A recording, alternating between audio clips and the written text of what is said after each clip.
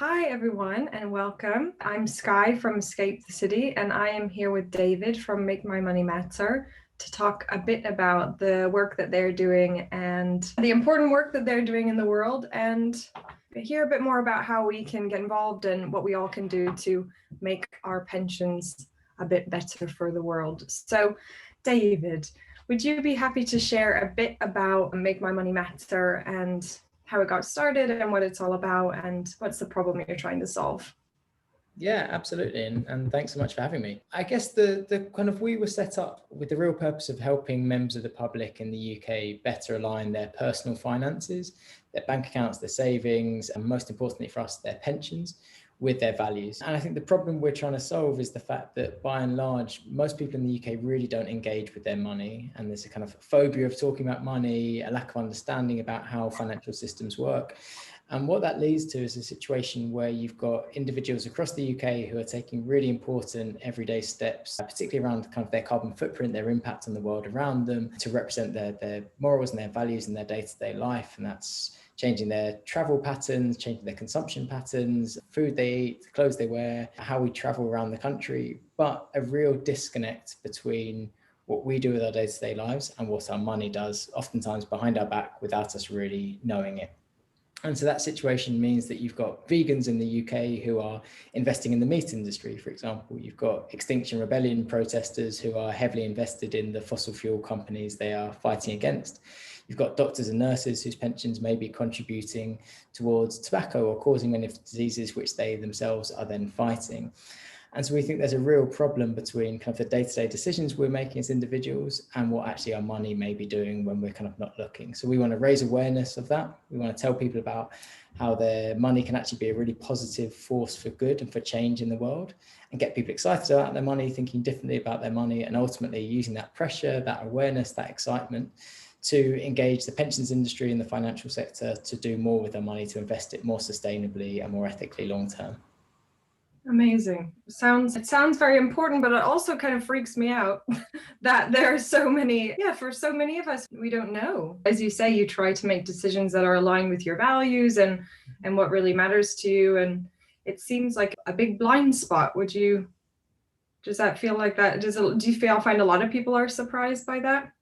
Absolutely. There's a kind of huge knowledge gap. And it's a problem which goes all the way through to kind of overall financial literacy in the country and across the world actually is really poor in general. And the education systems aren't set up to really help people understand the nuances of financial management or of pensions or investments, all of these kind of things. So there's a base level lack of knowledge, I think, which cuts across many people. And then there's a real distinction and gap between how people think about their money and the impact it has in the world. Most people, particularly with pensions, will consider that their money is sat in a bank vault in Switzerland, slowly accruing interest. And then in 50 years' time, they'll be able to get a check every year, which kind of help them live their lives in retirement.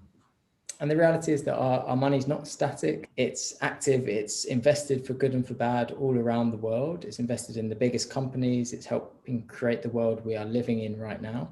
And there's just a real gap in terms of awareness and knowledge, both in terms of the fact that that is happening in the first place, but also that through our pensions, through our bank accounts, through our savings, we are actually shareholders and stakeholders in these companies. And therefore we have a say in how they're managed, how they're run, and the kind of impact they have in the world. So we've actually got a kind of hidden superpower, which we've never really utilized or tapped into to build a better world. And that's what this campaign's all about.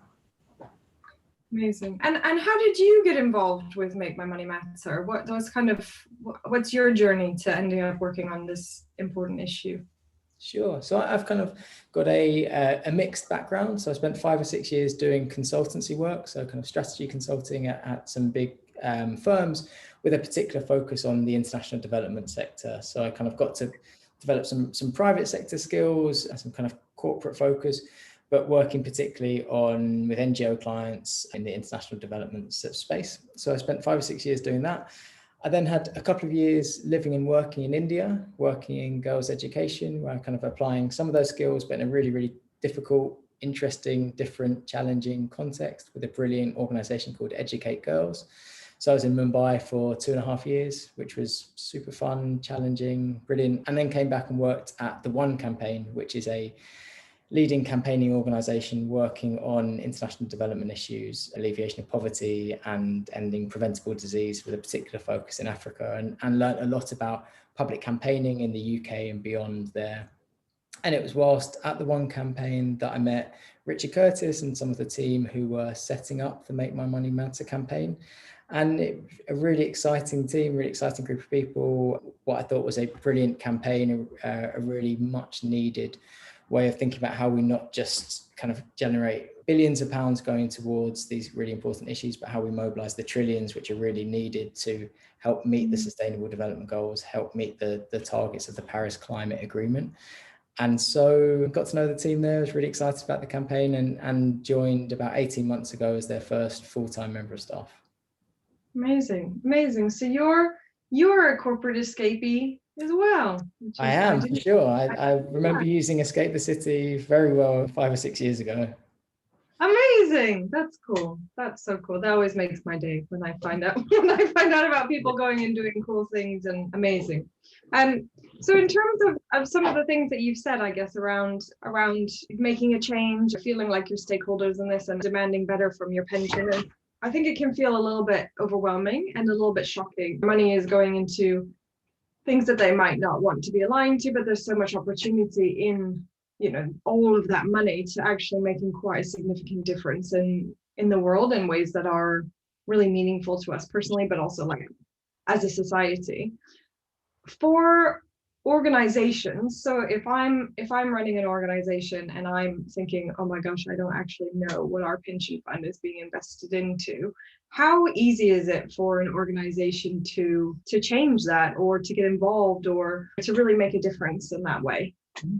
Yeah, I think it's a really good point. I mean, I think just take a step back, I think the same principles which apply to an individual who may be unwittingly funding some of the industries they don't want to be funding apply very much to corporates and to businesses as well, because you've got the majority of big forward progressive organizations coming out with sustainability strategies and plans and targets and net zero commitments, but only about 5% of those make any effort to align their pension contributions with those sustainability strategies. So what you've got is companies who may be changing their travel policy to get rid of flying from their company travel plans, but will be funding the airline industry through their company pensions. And you've got organizations who are committing to only serve vegetarian food in their canteens and in their lunch halls, but continue to fund the meat industry through their pensions. And so there's this accidental hypocrisy or dichotomy at play between where your money goes and the commitments you're making. So we think it's really important for all organizations to align their company pension schemes with their values and their commitments.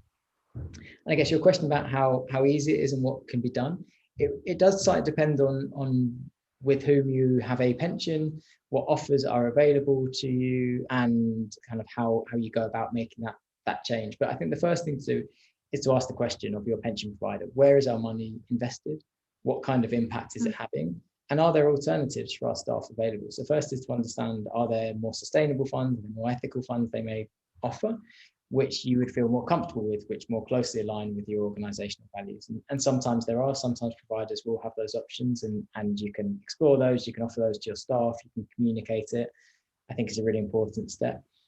If there aren't, then you have the choice of seeing whether you can move to a different provider who will offer you that, or you can kind of join us in terms of what we're trying to do, which is raise the profile of the issue, amplify it. And if there aren't good, sustainable options for you to invest in, you should be shouting about this and talking about this and raising this at kind of all the forums you have. And we want to be bringing together lots of high profile organizations to come together and say, you know what, we don't feel there are sufficient options for us which match the direction of world we want, the direction of travel we're going in, the world we want to be creating. And so you can really amplify and advocate for change within the industry, because we're actually not a switching campaign. We're not trying to get 1% of businesses or 1% of people moving, even though that'd be great. Ultimately, we want all pension funds to be investing more sustainably. And the only way to do that is by making noise, showing that there's demand from their customers. So I think businesses can really write to their pension providers, join our campaign, talk to their staff about how important this is, and see if there are specific options available for them. It strikes me as you're talking that actually there's a huge opportunity for organizations to make quite a big impact in this space, not just in terms of where their money is going. And obviously, a lot of organizations have a lot of money that they've invested or are investing into pensions, but also by raising the issue, as you say, with their teams and their stakeholders and their shareholders and their customers. And actually it could have quite a big impact if you saw a large number of organizations actually talking about it beyond just what they do with their own pensions, what their teams do with their individual pensions, and then what other people go off and do as well. It strikes me that there is quite a big opportunity for organizations to play a big part in making that shift and demanding a change. Yeah, absolutely. And what we talked about at the start was a kind of collective lack of knowledge and lack of awareness amongst members of the public about this. And I think a big way of addressing that is getting big corporates, big institutions talking about this, raising it both kind of with their staff and with their customers is something that they'll be looking into. And as you said, there's a lot of money which is going into pensions every year. It's about £20 billion a year is being invested to our pensions through company pension schemes each year. So that's a huge amount of money. So like you said, that could be directed into better ways, but also the pressure that kind of the owners of that money can exert upon the industry to do better at a really large macro scale is huge. So absolutely, companies can be talking about this, can be adding this to their sustainability agenda, sharing it with their staff, sharing it with their customers. And I think that can make a really big difference. And what sort of things would a responsible pension fund be investing in? What kind of things would they be involved in? Yeah, I think there's a couple of levels to it. I think one is a kind of do no harm approach, which is getting out of some of the worst polluting or the worst performing companies against certain kind of social indicators. So, I mean, you can get out of the highest polluting industries, for example, which have no transition plan to kind of operate more sustainably in the future. Companies who aren't looking at gender, looking at diversity, looking at representation across the board. So there are kind of lots of screens you can apply to filter out companies you don't feel comfortable with. And then there's the opportunity to start investing more positively and looking at investing in solutions to some of the problems we're facing today. And an obvious area is renewable energy. I think that gets a lot of attention and gets a lot of increasing investment. Nest, one of the biggest pension funds in the UK, just announced a huge additional investment in renewable energy for its members this week. So that's a really big step. We also invest more in kind of medical services and healthcare and research and development, invest in education, invest in local infrastructure, invest in companies which treat their workers well, invest in companies which do have commitments to equal representation on boards for gender and diversity. So I think there's a lot of different angles to play. And it's interesting just to say, I mean, this stuff is complicated and it's different for every person. So there is no, when you're talking about kind of investing with ethics or with morals or responsibility, lots of individuals come with their own lens to it. So you may care particularly about not investing in alcohol, and I may care particularly about not investing in gambling, and a friend may care about not investing in tobacco because they've seen the consequences, the health consequences on friends and family. And so we don't want to be overly prescriptive and say no one can invest in X, Y, and Z, and they must only invest in ABC. But I think the important thing is getting people thinking, asking the question, and finding solutions which they feel more comfortable about. And I think the reality is right now that when people find out where their money's going, they're not overly comfortable with it and they want different options. Yeah, I think it's a good point, because as you say, we all have different things that we care about, and there's a real opportunity to directly fund the things that are important to us. And as you say, it is different for all of us, kind of more passively, I guess, with the money that's already going into something, which is such an opportunity for people to feel like, I don't know, empowered if you don't have a lot of disposable income to be investing or donating to things that you care about, that this is actually a really good way of being able to do that without having to have a lot of disposable income to do that with. I had never thought about that, but that strikes me as something that's a really nice way of aligning, regardless of what your financial circumstances might be. Exactly. And we definitely don't want to see this as giving up anything, right? This and the kind of evidence will point to the fact that more sustainable ethical funds have matched or outperformed their kind of default funds over the past 5-10 years. So it certainly isn't about giving up. It's not about charity. It's not about giving away money for a good cause. It's really about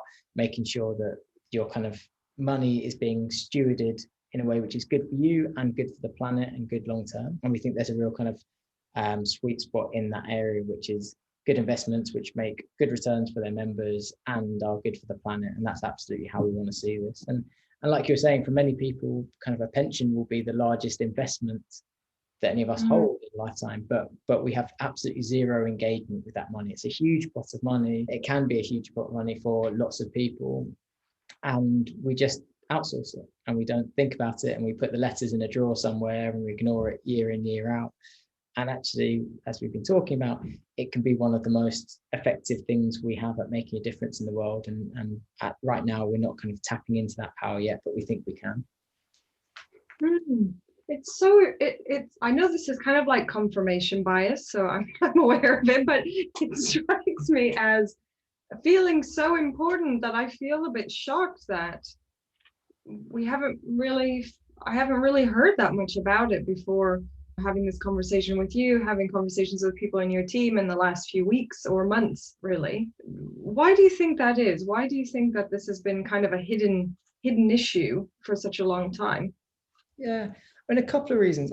I guess, firstly, I think there have been some brilliant organizations who have been working over the last 10, 15, 20 years, really laying the groundwork on this and putting in a lot of brilliant campaigning work and advocacy work with financial institutions to try and raise the profile of this issue and get institutions investing more sustainably. So we're certainly not the first people to be talking about this, and we're kind of building off the great work of lots of others. I do think there's a couple of things. One is, like we're talking about, the financial system is incredibly opaque, difficult to navigate, complicated, scary for people, and it's just not a topic which many people feel comfortable about talking about or engaging with. And there's a funny stat which I was reading from a couple of years ago, which says that you're 10 times more likely to tell a stranger how many sexual partners you've had than your salary, which just implies like this absolute kind of black hole when it comes to money that people are just not prepared to engage with, communicate about. And I think so you're working at a really low base level when you're talking about people engaging in money. So I think that's part of it. I think we're also feeling now the effects of the brilliant work of Fridays for the Future, of other climate groups who are really raising awareness of the fact that we are in a climate emergency and that we need kind of solutions from all parts of society. And that includes everything from individual actions we take to the investment decisions of big financial institutions. So I think that's a big part of it. And then again, I think another trend that we're seeing, which is helping the work we do, helping raise awareness, is just the growing sense of the importance of authenticity, of transparency, of sharing information, and expectation from consumers that they should be able to see more, have more transparency, have better data about all aspects of their lives. And that's from everything from the kind of wearing a Fitbit and understanding your kind of personal health, to the apps on your phones which let you see where you're spending your money, to more transparency about pay structures at work. I think there's a growing movement for people to have more transparency in everything they do, and this is a kind of natural step around that, I think. It's interesting that transparency point. I mean, that stat is really that really makes me laugh, but it doesn't surprise me that much. I mean, really, you think about the conversations that people have and what level of comfort you have about sharing, and money seems to be one of those kind of taboo subjects, even more so than maybe some others, which might feel a bit more private, but somehow maybe less private, which is really interesting. I guess one question that I have is, so you mentioned Nest, and Nest is, as you said, the largest pension provider in the UK. Is that correct? Yeah, but in terms of the amount of people whose money it looks after. So I think it manages the savings of 10 million people in the UK. Okay. And Nest is the default option in the UK, I believe. So I'm thinking about when we were setting up our pension, whenever that was that we set up our pension, and I believe Nest was the default option. So that's kind of good to hear that if Nest is contributing to something positively, but that's actually, it's defaulting to somebody who's at least thinking about these issues, right? That's at least thinking about whether or not they're the best one or they're doing the most good. I suppose in some ways that's nice to hear that they're thinking about it, if it's managing a lot of people's money. And I don't really have a question there. I guess my question is, what we know is that regulation can have a huge impact on how much is done to progress an issue. So they installed seat belts and how road fatalities went down, and they banned smoking in various places and how many deaths went down. All of these things, they can have a big impact. Do you think that obviously one step is like, if that's the default, for the government to default to a pension can probably have quite a big impact on how many people choose it, because as you say, it's a bit of a scary topic, and if you're running a business and you don't have time to think about it, you just kind of want to pick whatever's the default option. Do you think that is the only role that regulation has to play in kind of encouraging more organizations at least to sign up, kind of defaulting to a positive option? Or do you think that it could go further? And if so, what do you think could be done? Yeah, I mean, something we've been pushing for and will, I think, continue to push for over the next year is governments mandating that pension funds and more broadly, wider financial institutions commit to net zero targets. And we think that's a really, really important critical step for the pension industry and the wider financial sector in general to take. And we've had some voluntary commitments coming out over the last couple of months. And since we launched our campaign, we've had, I think, 14 pension providers come out, commit to net zero, which has been huge for us, including Aviva, Scottish Widows, Nest, and others. And we think that's brilliant. It's a brilliant step. Hundreds of billions of assets under management now committed to going to a net zero trajectory, which means a significant cutting of emissions from across their portfolio. But we think everyone should do that. And we think if people aren't acting, and if they aren't acting quick enough, the government can make a really strong signal by mandating that pension funds, providers, and the wider financial sector kind of align with net zero targets. We've got the COP climate conference in Glasgow in November this year. It's a real important moment for the climate community.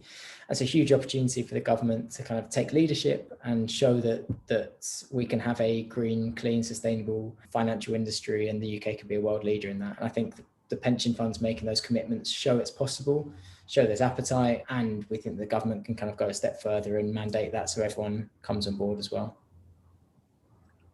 And do you think, or I've got two questions, I guess. How likely do you think it is that they'll do that?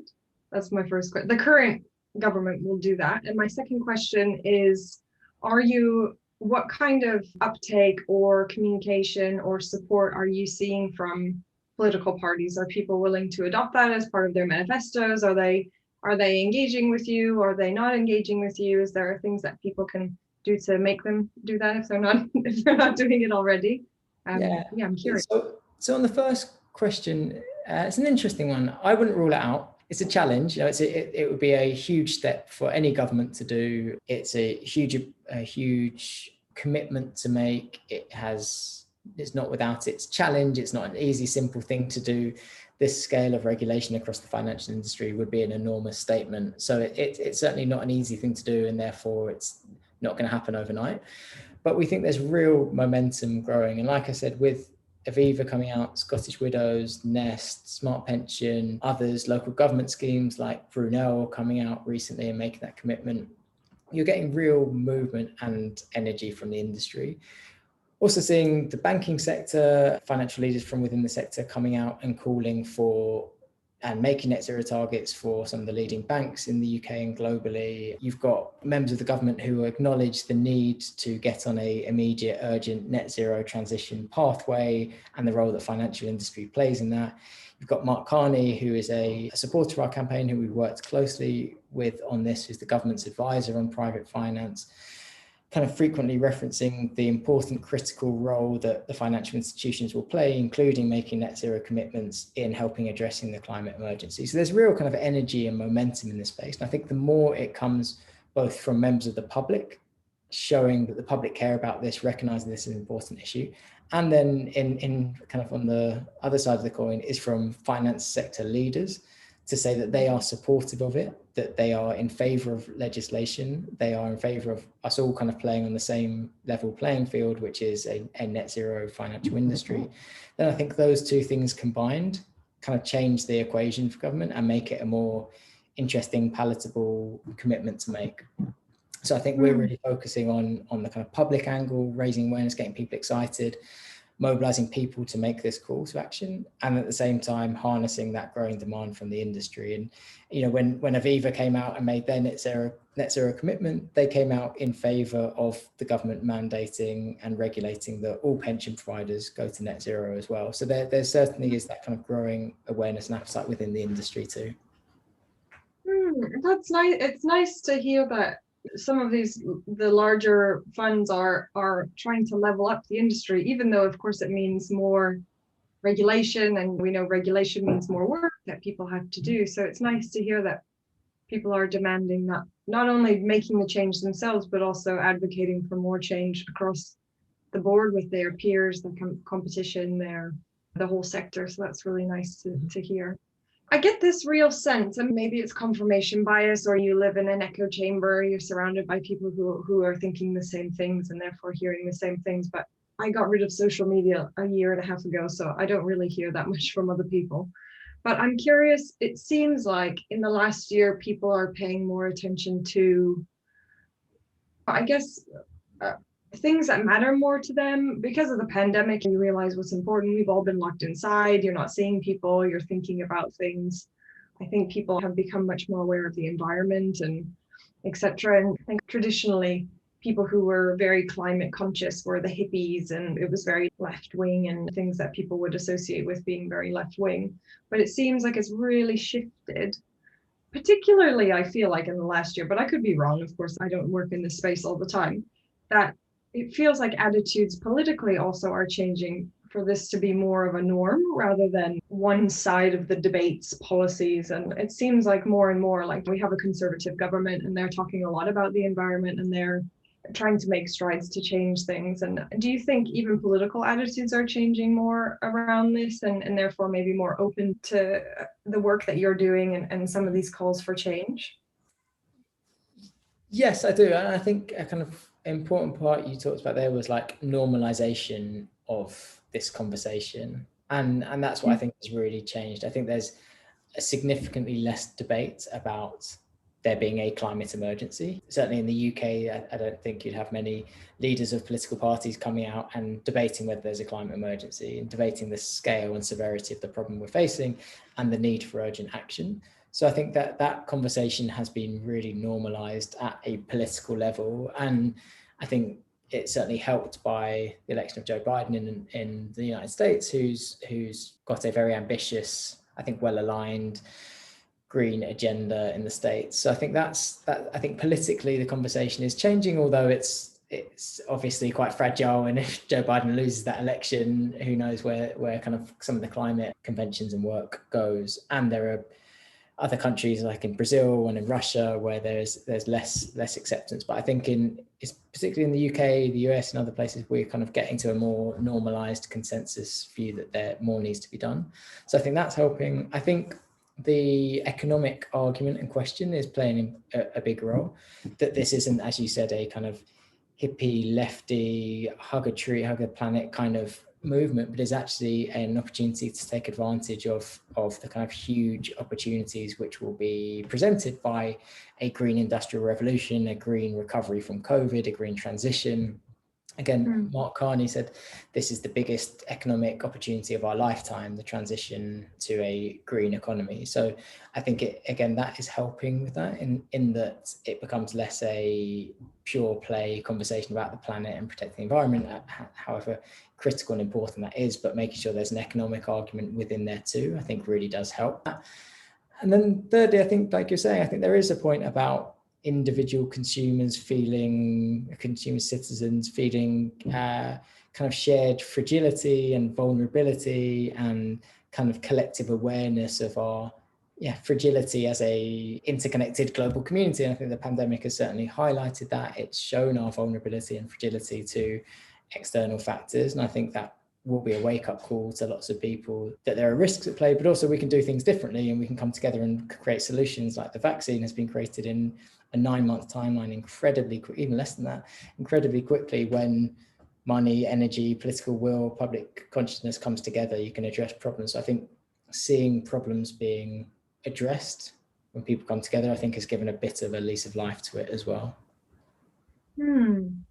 It's really interesting. I feel that shift. And you mentioned the States. I'm American, so I'm always obviously paying attention to what's happening. And for me, that it feels like the UK has made really solid strides to normalizing this kind of conversation. As you said, like at least in the UK, no leader of a political party is going to be denying that there's a climate emergency. Whereas in the States, there definitely was a political leader who was denying there was a climate emergency. Thankfully not anymore, but it does seem like it's shifting more. The conversation is shifting, and that opportunity piece, I feel that you mentioned, financial opportunity and economic opportunity, feels like a really important one that often gets missed. This has nothing to do with pensions, but the move to electric vehicles, for example. Tesla is obviously one of the most valuable companies, and there's huge economic opportunity if people are willing to look a little bit ahead of just the immediate term and actually what's in the longer term opportunities. And that's critical to kind of taking people, because I think there is a part, like I think lots of what I said is relevant, but that's also is a bit echo chamber. It's also a bit in the communities and which we talk to day in day out as part of my work, certainly. And I think that consensus point is true, but to an extent that's not what everyone feels everywhere, and there's a lot of pushback still, and there's a lot of fear and a lot of concern, rightly so and understandably so, about how what this transition will look like and what the costs associated are going to be, and both in the UK and around the world, lots of, it's fragile communities which are most at risk from the transition and from the effects of climate change, and so making sure there is a really strong, robust economic argument, making sure that the focus is on a just transition which looks after workers and people in poorer communities who will be at the face of experiencing lots of both the problems of climate change and some of the challenges around transitioning industries, is absolutely critical. And if you don't have that, then you're not going to have a kind of consensus of people who are supportive of and bought into the process. And so I guess, speaking mostly to the point around building consensus or trying to get people who are not necessarily just in the echo chamber or who believe the same things that you do. Let's say that I'm an employee of an organization that does not have a green or ethical pension, or isn't thinking about this and is investing in things that you don't feel comfortable with as an employee. How would you go about that as an employee to encourage your organization to get on board with the work that you're doing at Make My Money Matter?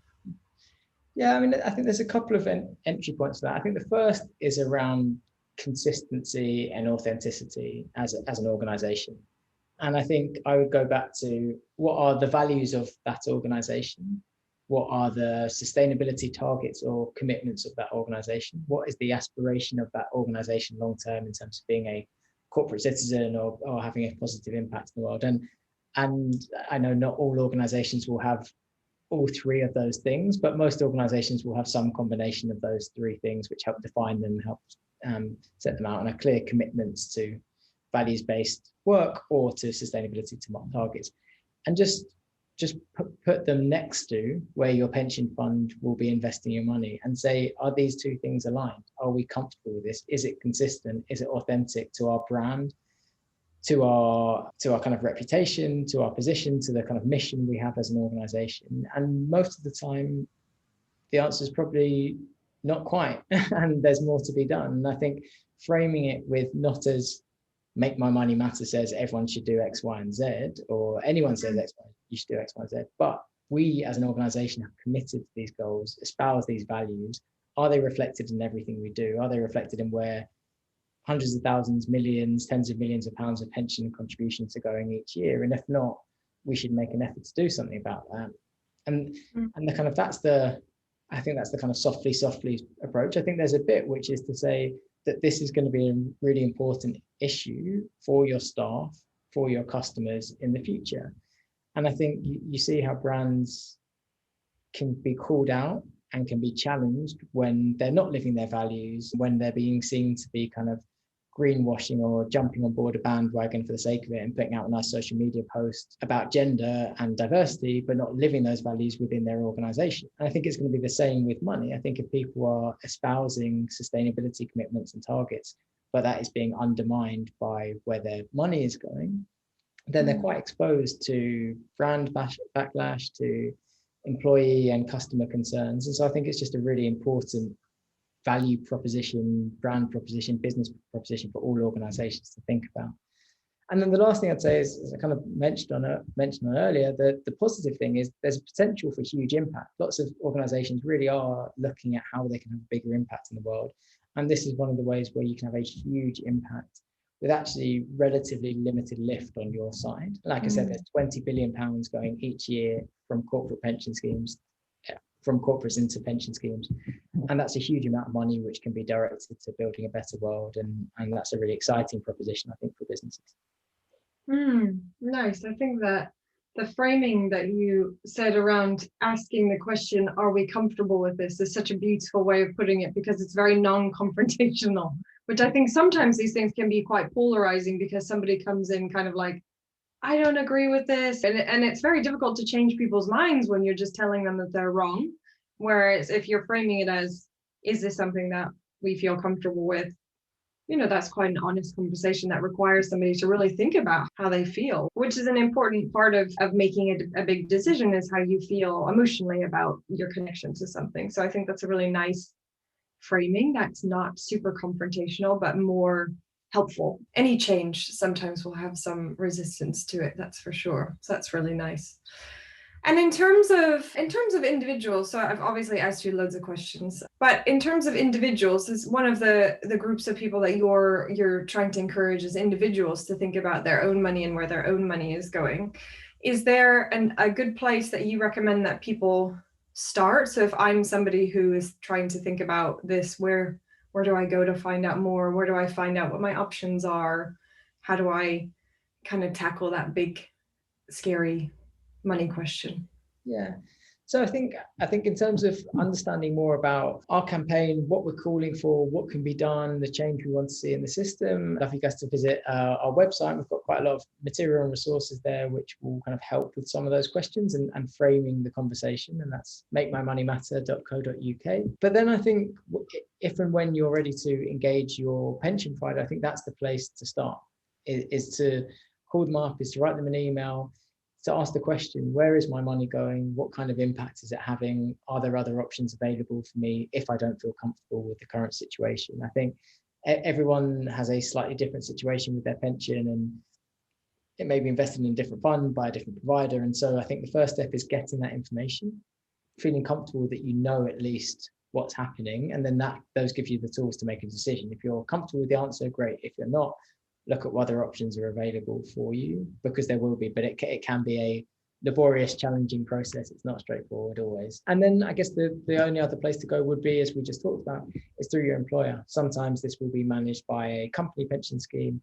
And so it's a conversation to start to have with someone in HR, someone in finance, someone in your leadership team, to think about where's our company pension scheme going, and have those similar conversations. But I think the really important thing is getting that information, that kind of lets you be more empowered to kind of decide where you want your money to go ultimately. Nice. And from an employer perspective, you've been working on the campaign for, you said, last 18 months, and been interacting with lots of different people and organizations, and obviously raising awareness of the issue. Are there any inspiring stories that you've come across of either organizations who have started to engage with this and seen a positive impact in their teams, and kind of how that's been received internally, or just generally that you think would be nice to highlight? Yeah, I think that one of the most amazing stories that I've come across in this work is not actually from the UK, although there's lots of brilliant stuff happening in the UK. But in Australia, there is an Australian doctor, an oncologist, who specialised in lung cancer, called Dr. Bronwyn King. And she spent her life treating the victims of lung cancer. And when she sat down with her pension advisor 20 years into her career, she kind of asked, where's my money invested actually? I've never really asked the question. I'd like to know, as we've just been talking about. And she found out that 3 of her top 5 holdings were in tobacco companies. So throughout her career treating the victims of lung cancer caused in large part by tobacco, she had been funding those very industries and contributing to those diseases and to those deaths. And she was, as you can imagine, horrified by learning this, and began to look into the issue. and eventually set up an organization called Tobacco Free Portfolios, which exists to get pension funds and other large financial institutions to stop investing in tobacco, both because she feels like it's a bad financial investment and also because of the obvious negative health impacts around the world, and has led a campaign which has had trillions of Australian dollars, pounds committed to divesting from tobacco holdings. And I think it's just a brilliant story because it so powerfully illustrates the dichotomy between your day-to-day life and the power of your money and what it may be up to, and also the potential of positive impact you can have if you start looking into this, if you start putting pressure on, if you start questioning this system, change is possible. And she did a TED talk, so I'd encourage anyone to have a look at that. Her name is Dr. Bronwyn King. Amazing. I think it's so brave. It's so brave of her to engage with the issue, but also to ask the question, because I think often you don't know if you want to know the answer to it. So even just to ask the question in the first place, but then to go and do something about it is yeah, that's really inspiring. I think there is something around once you ask the question, it's one of those things that once you know, you can't unknow. Absolutely. You can't unknow that information. So even if that's the first thing, is just ask the question, because whatever comes back, it will spur people into action, whatever the outcome is, that whether it's good or bad, it's just to get people talking about it, isn't it, really? Yeah. No, it's a line we use, which is you can't kind of unthink it. Once you've made that connection, exactly as you say, it's you can't kind of roll back from that, and you start thinking about where your bank account is doing, or your savings, or other kind of financial instruments, and it kind of opens up a sometimes scary door, but also a really exciting, powerful one. Hugely powerful. I think it's really interesting and a little overwhelming, a little scary, but also one of those ones that's hugely empowering, because you know that if you do something about it, that there's huge opportunities to actually make quite a big difference. And some of the things that are out, some of the big problems out there in the world are intimidating, and also you don't know where to start, but actually this is quite a good place where you know where to start, and you know that the potential impact is actually really big. So yeah, really nice. Last question for you would be, so you mentioned obviously, and you've been working in the space and having lots of conversations with interesting organizations doing interesting things. And I'm curious if there are any trends or things that you're noticing, either that organizations are doing or that there's an opportunity for organizations to do, that might be interesting for organizations to pay attention to. Organizations who are progressive or want to be more progressive. Is there anything that you've noticed or heard or seen that you think would be an interesting insight? Yeah, I mean, I think some of the principles behind what we're doing apply way beyond finance and pensions. And I think the principles I'd call out are transparency, like information comes out, and it's much better if you are honest and proactive about sharing that information. Consumers want it, employees want it. So being transparent about practice, even when it's not perfect. I think Patagonia are an interesting example, who are positioning themselves understandably as a very kind of ethical, progressive brand. They know that they're not perfect. They make mistakes along the way, and we're not in a world where everyone can operate perfectly the whole time. And they own that. And I think that's a really important part of any organization's journey, is to be transparent. I think second is again, as we talked about, authenticity. And so living your values and doing what you say, and not jumping on bandwagons for the sake of it, because again, linked to the transparency point, you get called out in it very quickly. And I think people want to see their organizations live what they say, not just say what they say, and live that every day, and actively seek opportunities for that.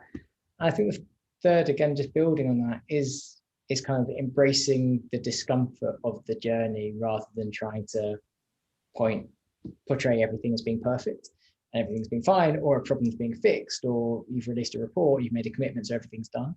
These are big, complicated, challenging issues which aren't going to be fixed overnight, which organizations won't get right first time round, but which is okay. That's part of the journey and part of the process. And I think acknowledging that, being open, honest, transparent about that is really, really important. And organizations should have confidence in owning that as part of the process. Nice, really nice point. Well, I have asked you a lot of questions, and I'm very grateful to you for sharing all of the insights and and some really nice things for people to think about and to go away and action, some steps that they can take. A huge thank you to you, David, for being here and sharing insights for everyone who is watching this in the future. And they can find the work that you're doing at makemymoneymatter.co.uk and get involved. So thank you so much for being here. Very grateful. Not at all. Thanks for the time, Sky.